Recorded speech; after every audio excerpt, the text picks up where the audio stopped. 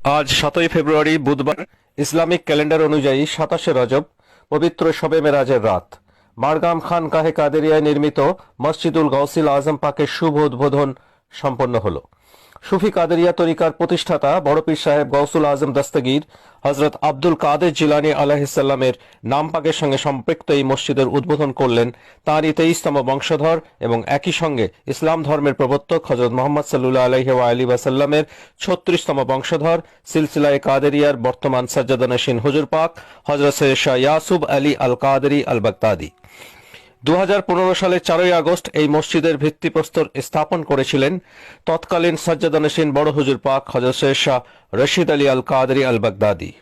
অসাধারণ স্থাপত্য শৈলী, উৎকৃষ্ট নকশা এবং শ্বেত মার্বেলে তৈরি এই মসজিদ পাকের সাদা গম্বুজটি ইরাকের বাগদাদে অবস্থিত গৌসুল আজম হযরত আব্দুল কাদের জিলানী আলাইহিসসালামের মাজার শরীফ সংলগ্ন মসজিদ পাকের সুদৃশ্য গম্বুজের আদলে তৈরি।